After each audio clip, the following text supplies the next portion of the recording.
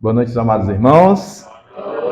A graça e a paz do nosso Senhor Jesus Cristo estejam com todos.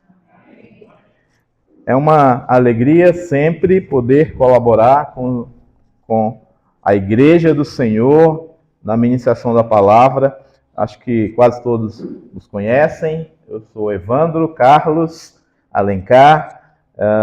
Somos a Igreja Batista da Vila Ivonete, já desde 2018, mas batistas de quarta geração, como eu costumo dizer. Minha bisavó já foi evangelizada há 100 anos por missionários americanos, junto com meu avô. Meu pai também se converteu e já estou na quarta geração. Tem a quinta geração ali, meu filho, e daqui a um dia aparece a sexta geração.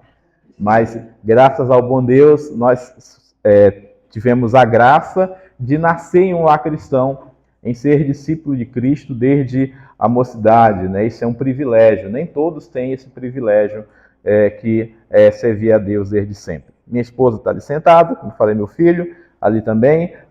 A Ana ficou lá na IBVE, ela estava hoje na mídia, né? Ela colabora na mídia. Eu estaria tocando, sempre os irmãos vou lá, vamos ver tocando também, mas eu troquei com a Raquel e a Raquel me cobriu lá para que eu viesse aqui.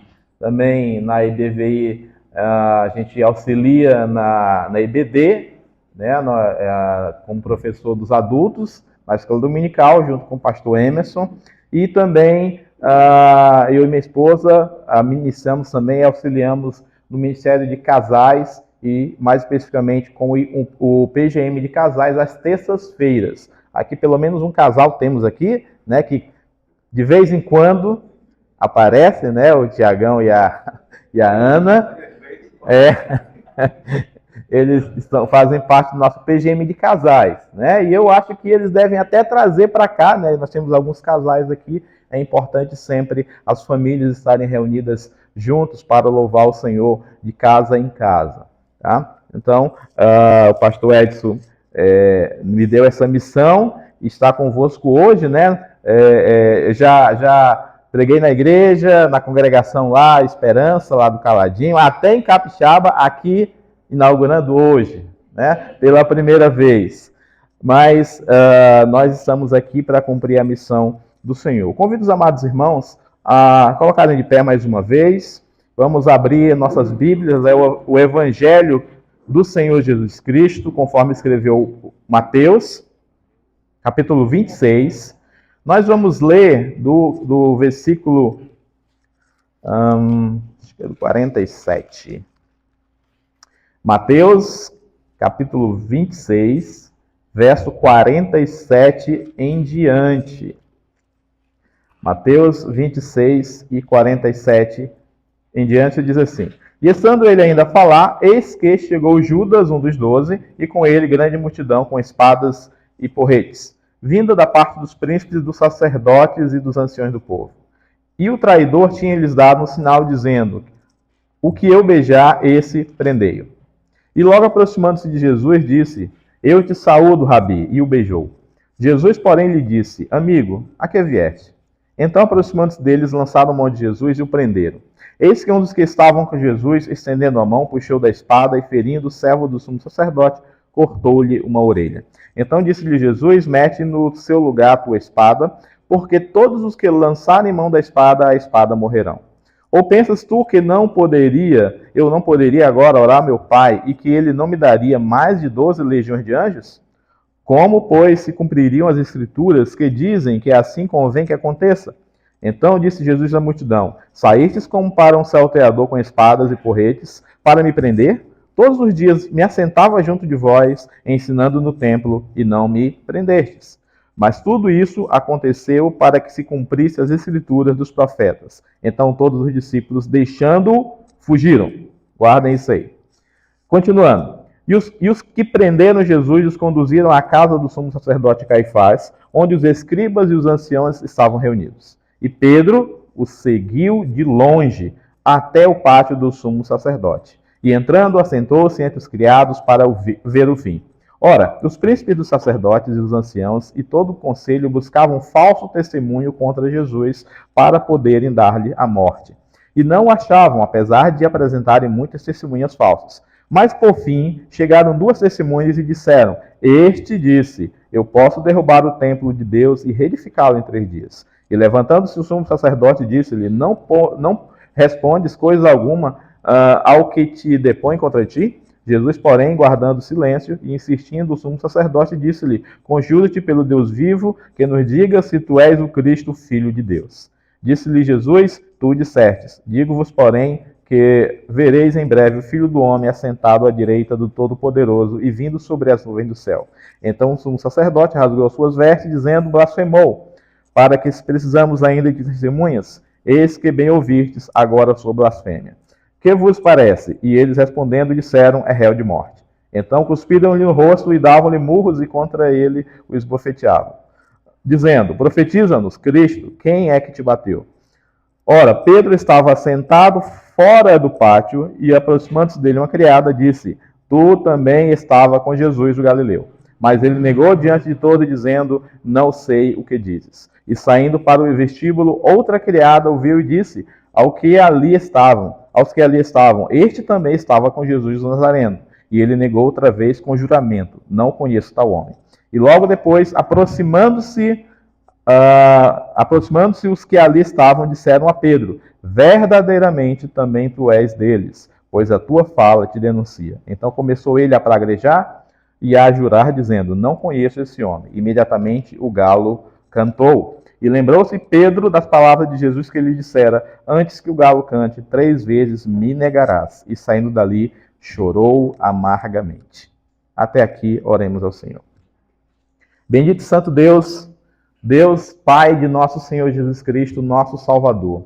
Nós te louvamos, Senhor, pela leitura da tua palavra. Esta palavra, Senhor, que tu nos legaste e preservaste e entregaste para nós, Senhor, para que tivéssemos conhecimento de tudo que o teu Filho fez por nós.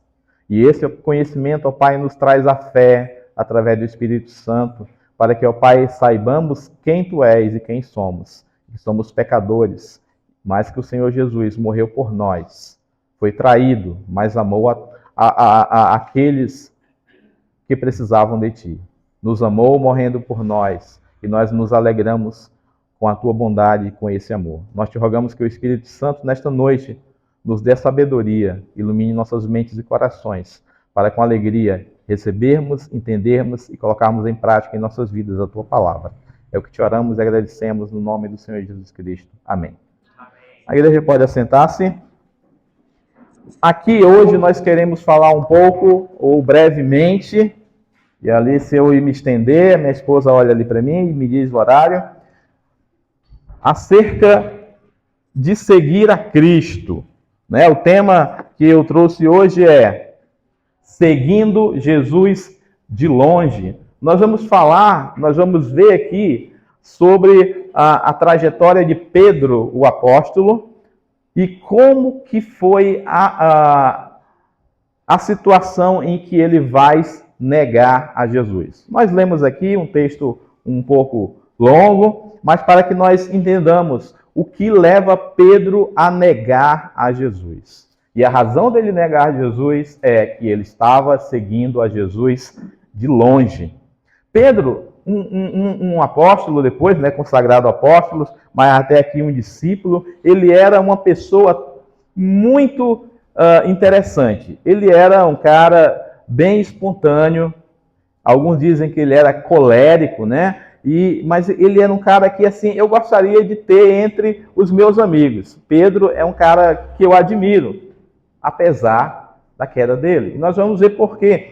Pedro, ele era de uma espontaneidade e um dinamismo muito grande dentre os discípulos de Jesus. Pedro era um simples pescador da região ali da Galileia, as circunvizinhanças de Cafarnaum. Ele é um cara que ele não pensava muito, mas ele era sincero.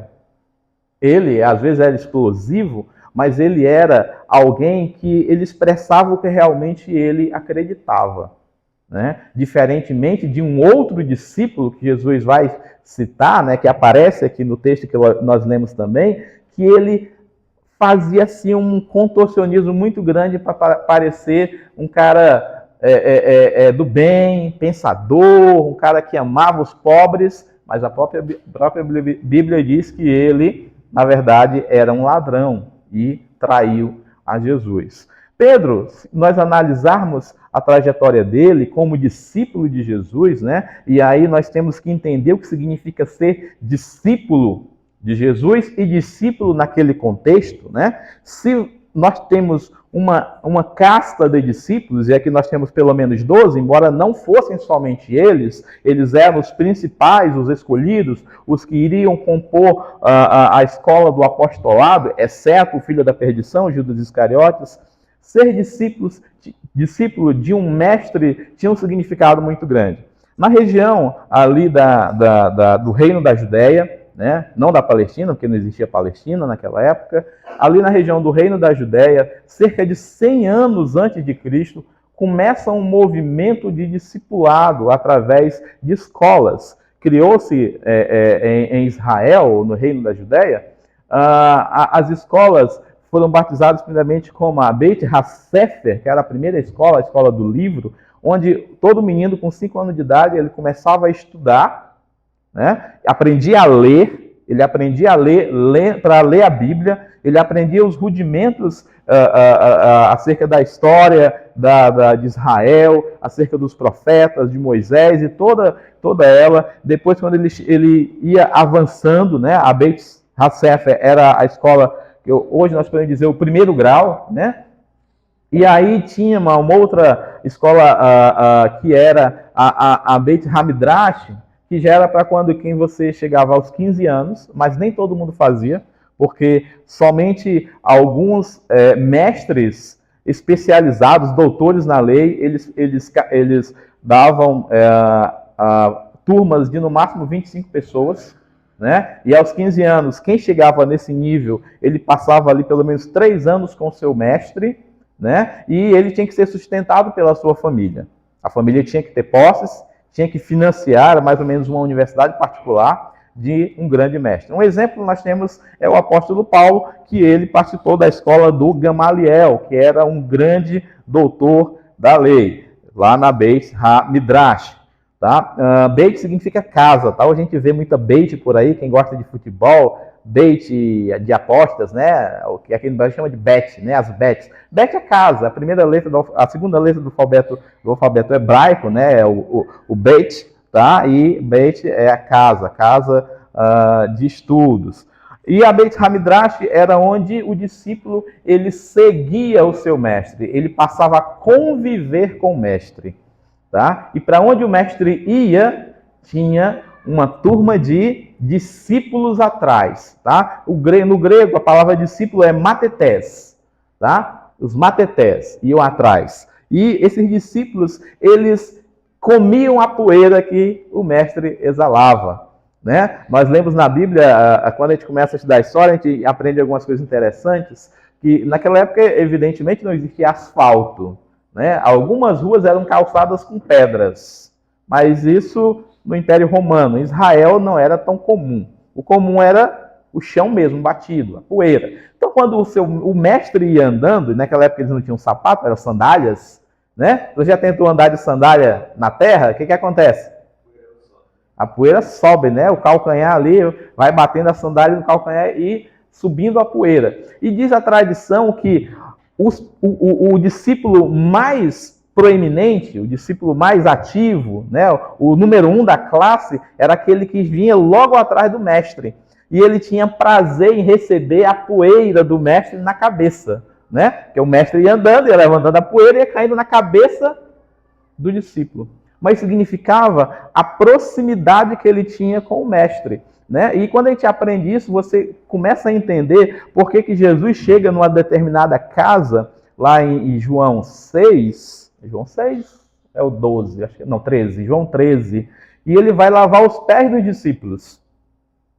Né? Ele vai lavar exatamente para dar o exemplo de humildade, mas por que os discípulos estavam com o pé sujo? Porque eles estavam andando na terra. Né? E aí, ali a gente aprende um pouco dessa ideia do discípulo e de quem era Pedro no meio dos discípulos, porque Pedro, Jesus vai dizer, olha, me traz aí uma bacia, me traz água, vou lavar os pés de vocês, meus discípulos. E Pedro entendendo que aquilo era uma coisa inversa. Como que o mestre vai lavar o pé do discípulo? Se é o discípulo que tem que andar recebendo poeira na cabeça, a poeira do mestre na cabeça. Né? Eles, não, Senhor, a mim o Senhor não vai lavar não o meu pé. Eu não sou digno de o Senhor lavar meu pé. E o Senhor responde o que para ele? Se você não deixar eu te lavar o pé, você não tem parte comigo. E aí Pedro demonstra uma faceta da sua personalidade. Senhor, se é assim, não lava somente o pé, lava logo a cabeça, logo o corpo todo, derrama logo a bacia d'água na minha cabeça, me lava por inteiro. Né? Pedro tinha essa espontaneidade. Numa outra situação, está lá em João 3, a gente não vai ler devido ao nosso tempo, veio João 6, estavam discutindo, Jesus estava tendo uma discussão com os fariseus, com os judeus, especialmente os fariseus, acerca dele ser o pão do céu. Ele diz, eu sou o pão que desceu do céu. Né? E eles diziam, mas como? Esse não é Jesus, filho da Maria e do José, do carpinteiro? A gente sabe, ele nasceu, ele praticamente nascendo, a gente sabe que ele é aqui, nosso vizinho, como é que ele diz que veio do céu? Né? Aí Jesus explica, olha, vossos pais comeram maná no deserto, que o Senhor mandou. Quem comeu o maná, morreu. Mas quem comer a minha carne e beber do meu sangue, nunca mais morrerá. Eu ressuscitarei no último dia. Né? E Jesus vai nesse diálogo, e aí lá na frente, muita gente vai dizer, algumas traduções dizem que alguns se maravilharam. Na realidade, no original, eles se espantaram com aquele tipo de mensagem de Jesus, que eles não entendiam que Jesus falava espiritualmente. Né? Alguns começaram a dizer, mas como é que a gente vai comer a carne e o sangue desse cidadão? E muitos discípulos começaram a abandonar Jesus. Né? Essa mensagem é uma mensagem muito dura, é o que está a tradução, tá? Que eles dizem, é uma mensagem muito dura, né? E Jesus então olha muitos discípulos começando a abandonar o mestre, e ele se vira para os 12, os seus mais íntimos, e diz, vocês não vão embora também, não? Vocês não querem ir embora também, não? Está todo mundo embora. Querem aproveitar? Vão logo também. E aí, o gaiato, o Pedro, vai dizer, Senhor, para onde nós iremos, se só tu tens as palavras da vida eterna? Pedro é esse cara. Por isso que eu digo que eu queria ele no meu time. Pedro era excepcional. Mas nós vamos ver por que ele caiu e, através do exemplo dele, aplicar em nossas vidas para termos o cuidado também de não cair. Pedro é esse cara. Uma outra passagem que a gente não vai ler, mas eu vou citar, porque depois a gente vai voltar no final, é quando Jesus ressuscita.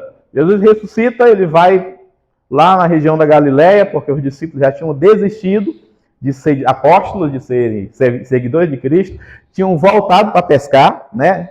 O mestre morreu, se perdeu tudo, perdendo 3 anos da nossa vida, vamos voltar para fazer o que a gente era antes. Né? Quer saber mais de igreja? Não, negócio de igreja não dá certo. Voltar para a minha vida de antes. Eles voltaram para pescar. E eles passam a noite toda pescando, não pegam nada, não foi uma noite boa. E aí, quando estava amanhecendo, mas ainda meio escuro, aparece alguém na praia, um cidadão, lá com uma fogueirinha, um peixe, e diz, aí, vocês pegaram alguma coisa? A gente pegou nada. Ah, porque vocês estão jogando do lado errado. Joga do outro lado. Né? E aí eles jogaram as redes depois de uma certa resistência, e a Bíblia diz que eles pegaram tantos peixes que eles não conseguiam subir a rede para o barco. E aí João, isso não pode ser natural, isso é o mestre. Pedro é o mestre. E aí Pedro, quando olha lá no barco, olha aquele homem na praia, a Bíblia diz que ele estava pelado, estava nu, aí ele coloca uma roupa e sai nadando, enquanto os outros tentam virar o barco, levar o barco com as redes. E a Bíblia diz que eles pegaram 183 grandes peixes naquela noite, naquela madrugada. Pedro, ele não espera o barco. Ele se joga na água quase pelado, nada até Jesus para ir ter com o mestre. Isso a gente vai ver daqui a pouco. Então Pedro era esse cara que ele era muito impulsivo, E ainda em Mateus 16, quando Jesus pergunta quem o povo diz que é o Cristo, né?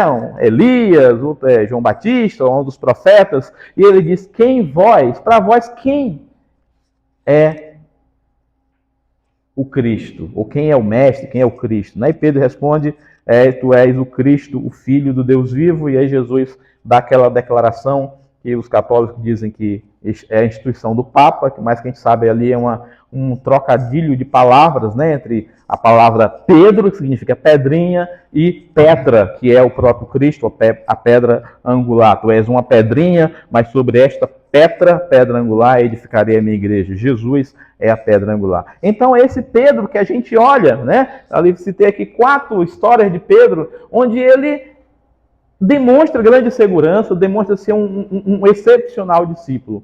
Mas, na noite anterior à traição, ou na noite da traição, ele é um daqueles que dorme, né? Jesus convida-os para orar, para vigiar, como o próprio Jesus fala aqui na tradução, e eles dormem, eles não conseguem orar. E aqui é onde nós iniciamos para identificar o primeiro perigo para a queda, né? Quando a gente antes de estar longe do Senhor, antes de começar a andar, seguir a Cristo de longe como discípulo, né? Já que todos nós somos discípulos de Cristo, é quando a gente começa a enfraquecer na oração. O primeiro grande problema de Pedro foi não conseguir vigiar em oração. A gente não vai ler, os irmãos conhecem a história, né? O Senhor convida os discípulos para orar e eles dormem, e aí o Senhor agoniza lá no Getsemane,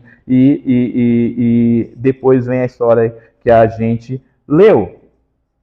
No verso 31 do capítulo 26, eu vou ler aqui rapidamente, ele diz assim, então disse Jesus, todos vós esta noite vos escandalizareis de mim, porque está escrito, ferirei o pastor e as ovelhas do rebanho se dispersarão.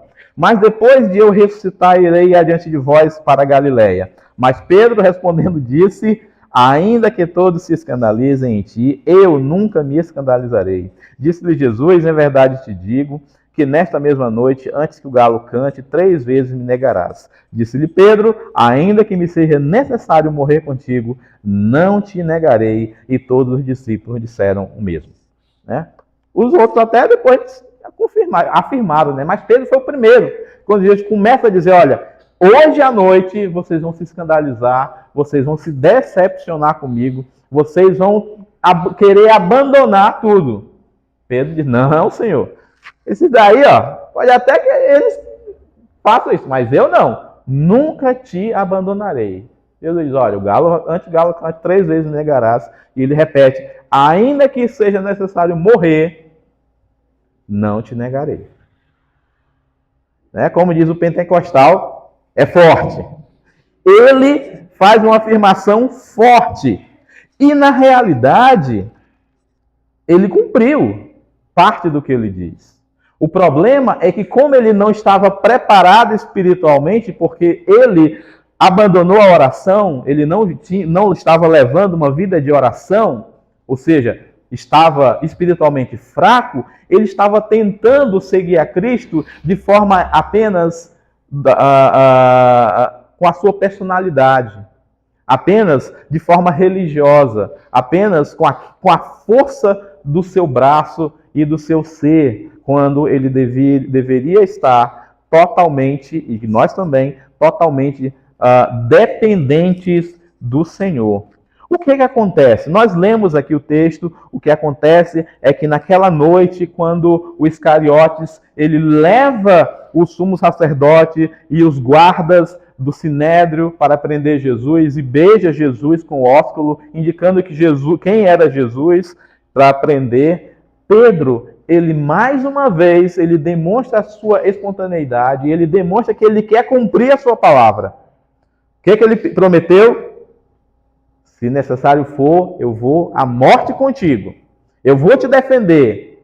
Pedro, ele saca a espada, que ele andava armado, tá? Pedro, ele era da turma da bala, né?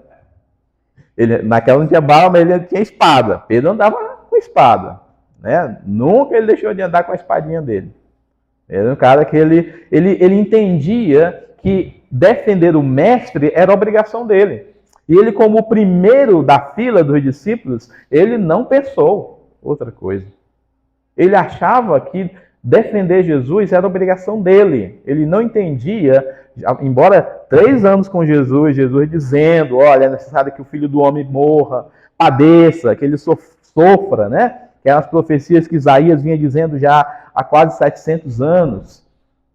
Ele não entendia, né? Inclusive o Senhor o repreende, né? Quando ele uma vez diz, olha, é necessário que eu padeça durante 3 mas ressuscite ao 3º dia e tal. Ele diz, Senhor, não fala isso, Jesus. Não fala isso de ti mesmo. Tu não tem pena de ti dizendo que tu vai sofrer. E Jesus até o repreende dizendo, para trás de mim, Satanás. Não que Pedro fosse Satanás, mas estava ali sendo utilizado para tentar enfraquecer a fé de Jesus, como se fosse possível, né? Então Pedro, ele tenta cumprir a sua promessa de seguir a Jesus, de defender Jesus, tentando matar o servo do sumo sacerdote, o guardinha lá, né? O João é o que conta aqui na leitura que fizemos. Não fala o nome dele, mas se você quiser depois, leia lá em João capítulo 18, no capítulo 18, e você vai ver que o nome do cidadão era Malco. E Pedro colocou para arrancar a cabeça do Malco. Malco se desviou, fez igual o Trump ontem, né? Daquela pequena desviada e apenas acertou a orelha. Igual a bala do Trump. Foi na orelha, a espadada do Pedro também foi na orelha, né? E arrancou a orelha do Malco e Jesus imediatamente pegou a orelhinha, colocou de volta no lugar e fez uma cirurgia plástica imediata, consertou a orelha do Malco e disse o que Pedro não entendia. Jesus fala, olha, eu sou o rei dos reis, eu dou a minha vida, a vida é minha para dar. Né? O João fala lá na frente, não nesse episódio, mas antes ele tinha falado, tu não sabe, se eu quisesse, eu pediria agora e 12 legiões de anjos vinham me defender. Né? Eu não sei quantos soldados tinham ali, mas eu acredito que não tinha mais de 50 soldados. Eram poucos soldados, não precisava de muitos soldados. E 12 legiões de anjos, calcula aí, Mateus, tu que é o nosso engenheiro. Uma legião é em torno de 6.000 soldados. Multiplica aí 6 vezes 12, dá quanto? É 72? Pronto. 72 mil anjos. Jesus disse, agora, eu quisesse, eu pediria. Jesus estava se entregando voluntariamente para cumprir as Escrituras, que era de dar a vida por nós. Pedro ainda não tinha entendido isso. E isso, irmãos, traz a Pedro uma decepção muito grande. E esse é o segundo ponto. Primeiro ponto, fraqueza na oração. Segundo ponto, decepção. Pedro fica profundamente decepcionado com o mestre. Nós, muitas vezes, também nos decepcionamos com Deus. Eu me arrisco a dizer até que a maioria dos ateus, pelo menos os que eu conheço, quando eu investigo a história deles, eu gosto de conversar com alguns ateus, já tive alguns amigos que se diziam ateus, e eu identificava o porquê. Foi algum tipo de decepção. Ou morte de alguém na família, ou o fim de um relacionamento, né? Ou o conjunto da obra. Né? Tem um amigo que de infância, estamos juntos praticamente da primeira série até o 3º ano do 2º grau, que antigamente eram 3 anos, agora são 4, né? Naquela época eram 3 anos, e quando a gente ainda estava na 4ª série, eu evangelizei, ele se converteu, esteve na igreja há muito tempo. A última vez que eu conversei, ele disse que era ateu.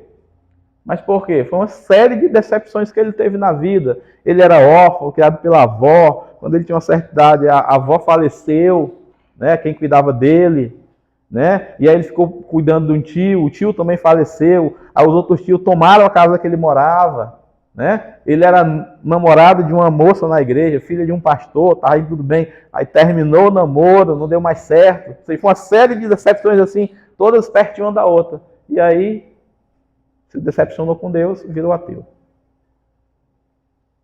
Aqui Pedro se decepciona com Cristo. Mas como, irmão? Decepcionou. Ele se decepcionou. Ele sempre foi o primeiro da turma. Ele sempre fez tudo. Ele, inclusive, tentou quase que sozinho enfrentar uma guarda inteira ali de soldados. E o Senhor o repreende. O Senhor o repreende. Depois disso, o que nós vemos é que ele passa a seguir Jesus de longe. E isso é um perigo. Você não ora. Você está decepcionado na vida e culpa Deus por suas decepções. Né? Às vezes nossa decepção pode ser a perda do emprego, a perda de um familiar, uma doença que não se cura, né? Um espinho na carne, pode ser o fim de um relacionamento, né? Uma série de coisas, até mesmo na igreja. Eu queria fazer parte de um ministério, o pastor não deixa. Né? O Tiagão queria cantar. Né? Entrou no coral. Pastor irmão, na mídia o senhor é benção. Mas já o Oliveira não. Abençoado, né? Canta, toca, é um baixo ali, dos mais graves que eu conheço, né?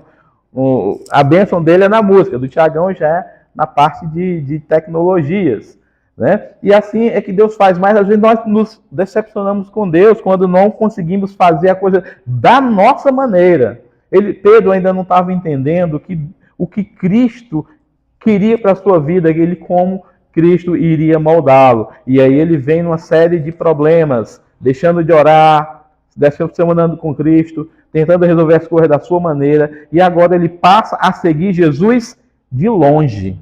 Né? A Bíblia é bem clara que quando ele diz, então Pedro seguia de longe, está lá no verso 58, 26, 58, e Pedro o seguiu de longe, e aqui é um perigo enorme, um discípulo de Cristo, né, que hoje nos chamamos cristãos, seguir a Cristo de longe. Lembra que o discípulo ele tinha que estar onde? Pertinho do mestre, poeira caindo na cabeça. Pedro agora está seguindo Jesus de longe. E é natural, e não deveria ser, quando nós nos decepcionamos com Deus, ou com alguém na igreja, ou com a própria igreja, ou com o pastor, ou com o irmão dirigente, a gente, com a primeira reação, se afastar. Eu não vou nem para a igreja hoje para não encontrar com o Mateus. E se eu encontrar com o Mateus, ele vai ouvir. Né? Quero resolver meus problemas. Quero puxar minha espada e resolver. Quando isso não dá certo, eu me retraio. E eu começo a seguir Jesus de longe e não orando. E isso é um perigo porque você começa a se camuflar. Eu tenho um pastor que eu conheço, ele dava algumas características para crentes. Ele disse que tem o crente camaleão. Que é aquele, conforme o ambiente, ele muda de cor. Né? Muitos crentes, especialmente quando não estão orando, decepcionados com Deus, e estão longe de Cristo, seguindo a Cristo de longe, eles começam a virar crentes camaleões, ou crente camaleão. Ele começa a ter a cor do ambiente, né? É crente que começa a participar daquilo que não é para ele participar. Ele até diz, não, eu sou crente sim. Não, eu sou crente, não, eu tenho fé, Deus está no meu coração. Mas esse negócio de igreja aí, na minha época, tinha um pessoal dizer, eu não quero ser beato. Não sou igual o fulano que está todo domingo lá na igreja, não. Isso é coisa para beato. Talvez quando eu ficar velho ou velha, né? Aí eu vou, mas por enquanto, o negócio é namorar, festa, né? Ser feliz, curtir a vida. Mas eu sou crente, sim, Deus me livre, até para o sinal da cruz. Ó. Sou crente. Acredito em Deus, seguindo a Cristo de longe. E o que aconteceu com o nosso amigo Pedro? Qual o problema de seguir a Cristo de longe? O problema é que por mais que você esteja longe, o diabo vai chegar para querer te colocar mais longe. Né? Ou você pensa, quem foi que levou aquela mulher a passar e diz, tu também estava com Cristo, eu lembro de ti junto com ele, tu só andava com ele, né? Tu é um dos que distribuiu pão e peixe para a gente, né? Tô fazendo as conjecturas aqui, né? Tu também ajudava ele a curar os cegos, né? Tu se veste igual a ele, tu fala igual a ele, a outra vai dizer, né? Na outra passagem, no Evangelho Sinótico, né? E a primeira reação dele, daquele que está longe de Cristo, é negar, né? A reação dele foi negar a Cristo. Não conheço Jesus, não. Porque agora, como ele está longe de Cristo, decepcionado, ele está com medo. Aquele mesmo rapaz que diz, olha, se preciso for, eu morro por ti, eu morro contigo. Agora ele está decepcionado porque o mestre que ele defendeu fez pouco caso da forma da defesa dele, né? Mandou ele se aquietar, fica quieto. E agora ele já não é mais aquele rapaz com a espada na mão, mas ele, o mesmo discípulo, o mesmo homem que enfrenta uma guarda inteira, agora ele está com medo, com perdão, as mulheres, de uma simples mulher empregada. Isso fazendo a comparação, tá? Eu tenho coragem de enfrentar guardas armados com a espada e agora eu estou com medo da pergunta de uma simples mulher. Né? Quando você compara guardas e a mulher, é claro que era para ele estar com medo dos guardas e não da mulher. Mas quem está longe de Jesus, ele tem medo de qualquer coisa. Ele não enxerga espiritualmente. Ele está à mercê das ciladas do diabo, né? E ele começa a demonstrar o medo, negando que conhece a Jesus. E quantos de nós, diariamente, quando estamos longe de Cristo, nós negamos a Ele? Né? Nós negamos a Cristo quando as nossas atitudes contrariam aquilo que a gente muitas vezes fala e prega. Quando a gente está na roda dos escarnecedores, né? Já se pegou na roda dos escarnecedores? Você está por ali, de repente alguém fala, aí começa a falar mal de crente, de pastor, né? Que igreja é só para roubar dinheiro. E é claro que tem os pilantras aí, né? Igrejas que na realidade são empresas, mas não é nosso papel tá alimentando, né, o apedrejamento dessas pessoas. O que Jesus diz é que ai daquele que por meio do qual vem o escândalo, né, o escândalo acerca do evangelho, melhor for amarrar uma grande pedra de moinho e ser lançado no abismo, né? Ou seja, é ele que vai tratar com essas pessoas. E muitas vezes a gente está ali na roda dos escarnecedores, ou às vezes participando de programas impróprios para crentes, né? Festas, e ali roda de piadas imorais, né? Ali de forma que não estou agradando ao Senhor, mas eu estou negando ao Senhor Jesus. Né? Quando a gente vê aqui que ele, na primeira, ele estava sentado, né, no pátio, olhando de longe, vendo o que ia acontecer, e primeiramente a criada chega e ele disse que não conhecia Jesus, apesar de ser galileu. Depois, saindo do local, do vestíbulo, outra criada viu, e os que estavam ali, não só ela, mas outros disseram, estava com Jesus o Nazareno. Né? A terceira vez, logo depois dizem que verdadeiramente, ou seja, é verdade, cara, não adianta tu negar, também tu és um deles, pois a tua fala te denuncia, né? O jeito de falar denunciou. E aqui, evidentemente, os irmãos, principalmente nós temos aqui os seminaristas, pessoas que estudam a Bíblia, né? Sabe que Jesus e os discípulos, quase todos, exceto o traidor, eles eram da Galileia. E a Galileia era uma região que tinha um sotaque específico. Para nós, por exemplo, vou fazer um exemplificar para vocês entenderem, é como se os galileus fossem os nordestinos. Quando chega um nordestino entre nós, a gente sabe que ele é nordestino, né? Nordestino. Oxente, menino. A gente fala diferente. Então, os galileus, eles tinham um sotaque. Então, Pedro, conversando com eles, vem cá, tu também é galileu. Tu é galileu. Né? A forma de tu falar te denuncia. Tu era um dos discípulos dele, não era? Não. E ele começa, a Bíblia diz que ele começa a falar blasfêmias. Na tradução correta, ele começa a fazer juras. Ele começa a jurar. Né? Já viu aquela pessoa de, não, eu juro pela minha mãe que não fiz isso. Né? E às vezes tem acabado de fazer. Pedro estava fazendo exatamente isso, ele estava jurando pelo céu. Jesus tinha dito, não jureis pelo céu, nem pelo céu que é a morada de Deus, nem pela terra que... Jesus tinha dito para ele não jurar. E ele estava jurando pelo céu e pela terra, e pela mãe, e pela avó, e pelo amor de qualquer coisa que não conhecia a Jesus. E então o galo cantou. E aí ele lembrou. Porque quando estamos longe de Cristo, a gente não lembra da palavra dele. Né? Veja que uma sequência, a queda... Né? As pessoas dizem que um avião não cai com um erro apenas. São pelo menos 3 erros. E existe essa máxima aí na aeronáutica que diz que um erro só não derruba um avião. São necessários uma série de erros.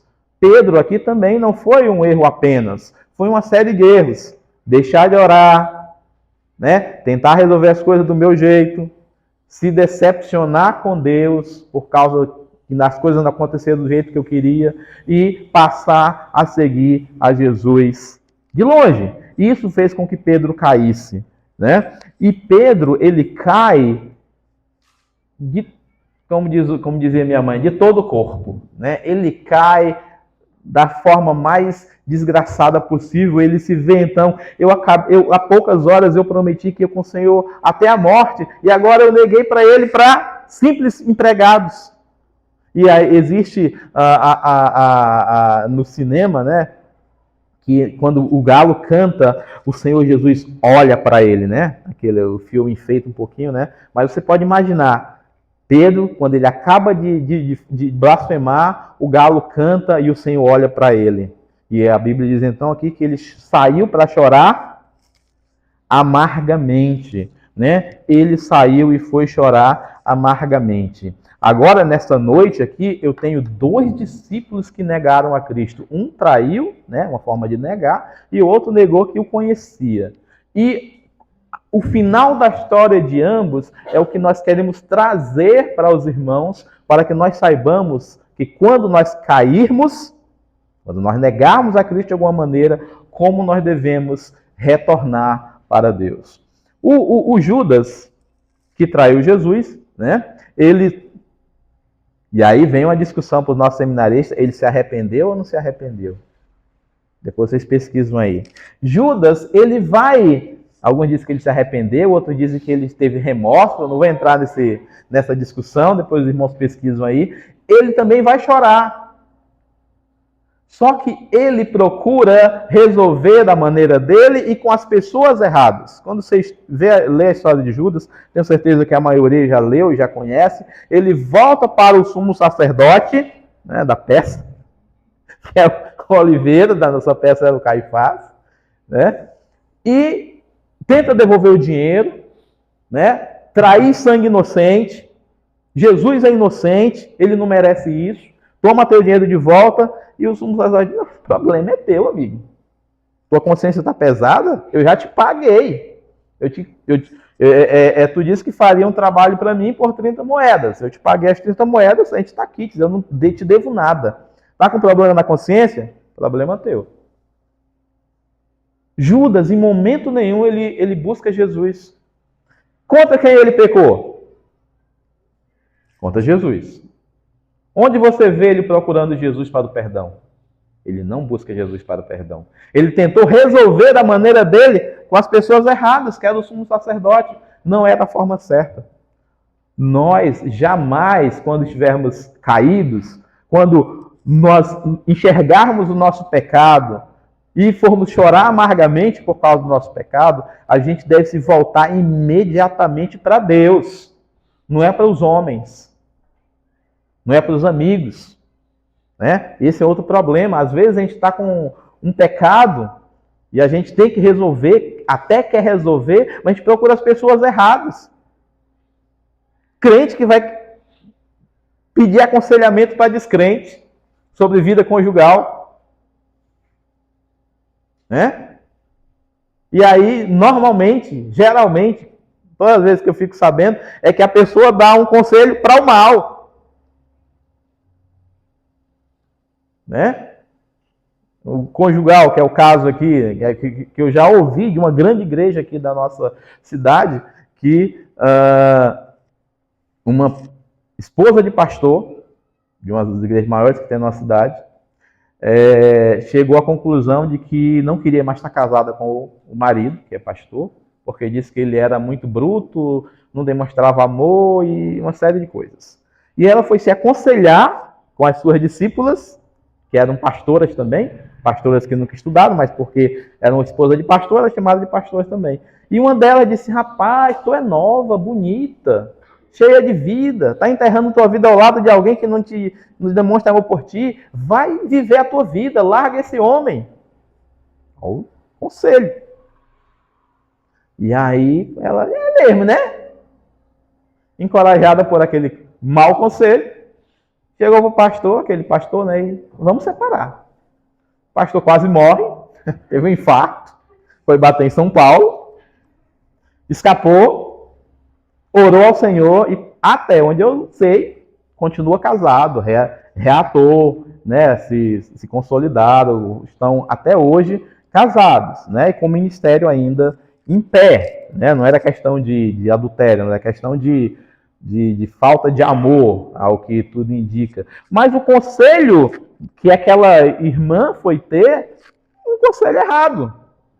Será que se ela tivesse orado, colocado o joelho no chão, orado, jejuado, Senhor, me dá uma direção, como que eu faço para o meu marido me amar mais, demonstrar mais amor? Será que a resposta do Senhor tinha sido: vai viver a tua vida, larga ele? Com certeza não. Então Judas, ele não procurou Jesus.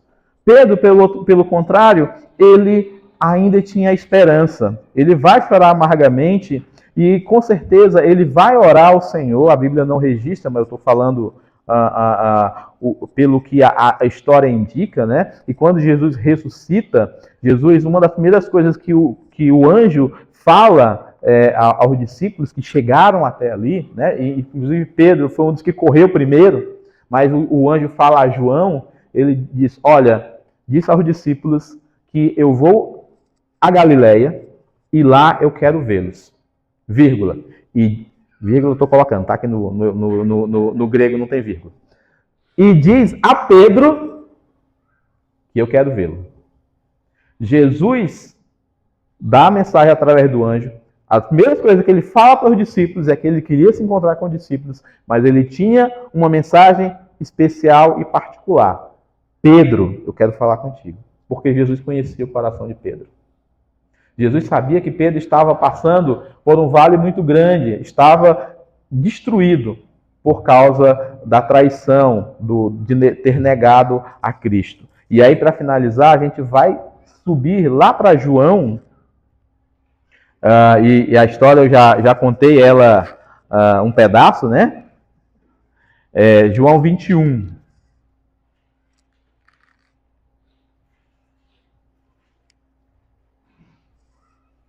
É o 21? E eu mais desmarquei aqui. Oi? 21, 15. É porque eu estou no 20. Aí não ia achar, não. Isso. Jesus aparece aos discípulos. E aí tem a história que eu já contei ela pela metade, né? Que ele aparece, tem a pesca. E Jesus chama... se dá a conhecer. E Pedro sai nadando. E aí quando eles estão na praia, Jesus tem um diálogo especial com Pedro. É chamado o interrogatório de Pedro, né? Verso 15 do capítulo 21 do Evangelho de João diz assim: e depois de terem jantado, disse Jesus a Simão Pedro: Simão, filho de Jonas, amas-me mais do que estes? E ele respondeu: sim, Senhor, tu sabes que te amo. Disse Jesus: apacenta os meus cordeiros. Tornou a dizer segunda vez: Simão, filho de Jonas, tu me amas? Ele disse: sim, Senhor, tu me amas. Tu sabes que te amo. Disse-lhe: apacenta as minhas ovelhas. Disse-lhe terceira vez: Simão, filho de Jonas, amas-me? Simão entristeceu-se por ele ter dito terceira vez: tu me amas. E disse-lhe: Senhor, tu sabes tudo.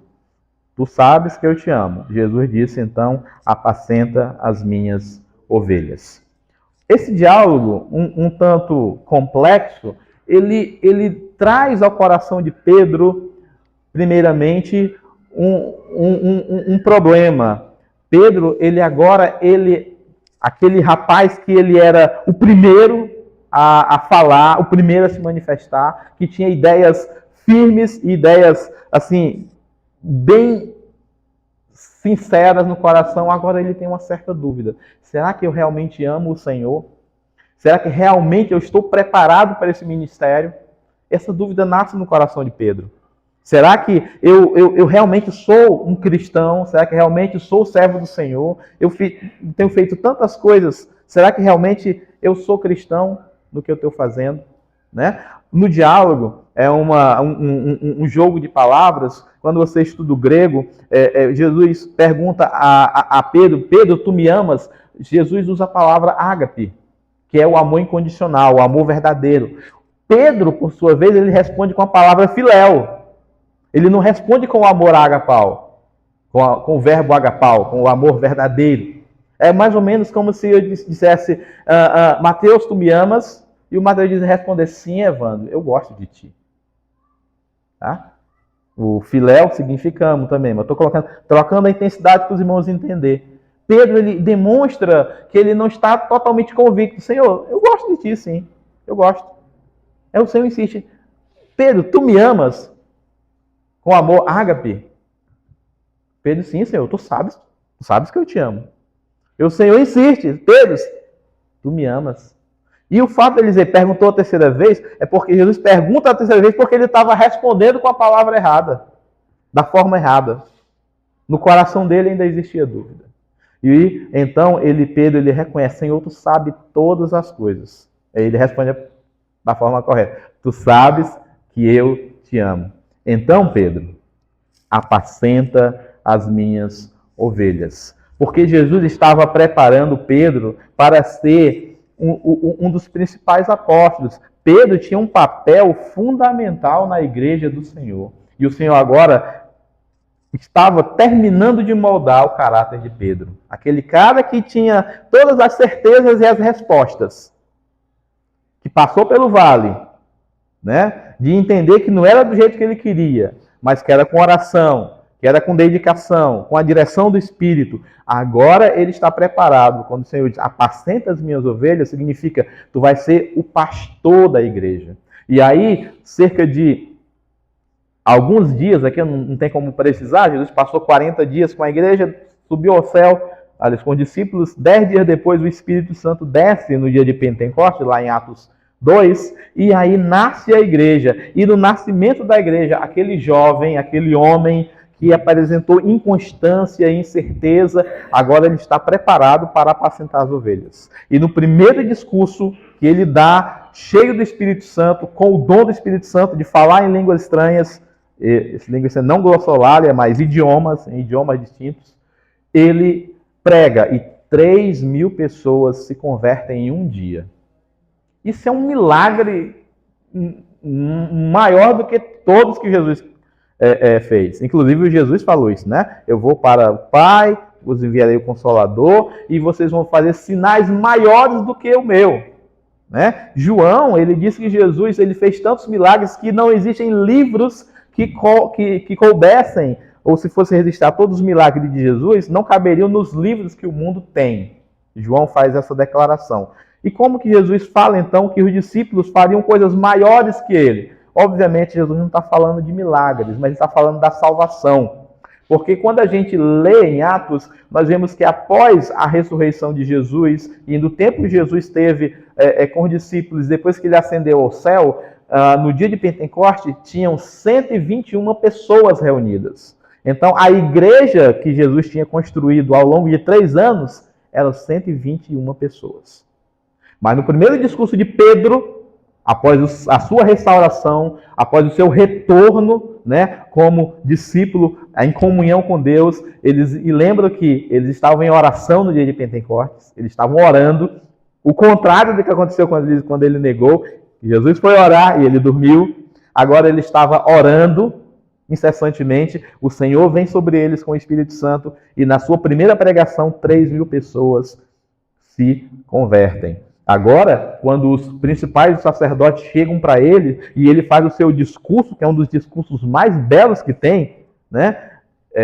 Acerca da salvação, e ele é inquirido acerca de como e por que ele está falando aquelas coisas, alguns chegam para ele e dizem, e agora, o que nós devemos fazer acerca de tudo isso que tu falou?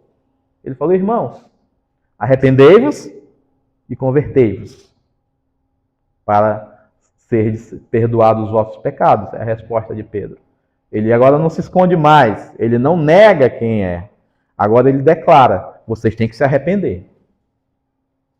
3.000 pessoas se arrependem do povo. Os principais fazem o quê?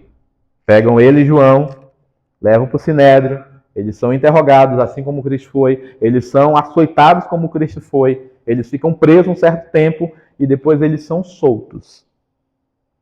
Com a seguinte determinação do STF lá da Judéia, né, que é do Sinédrio. Não falem no nome de Jesus. Se vocês falarem de novo, vocês vão voltar para a peia. E agora, aquele que saiu chorando amargamente porque negou a Cristo, ele agora sai cantando e pulando de alegria, por um motivo inusitado. Porque foi digno de apanhar. Ali está sofrer na tradução, mas apanhou. Levou uma série de chicotadas, de varadas nas costas.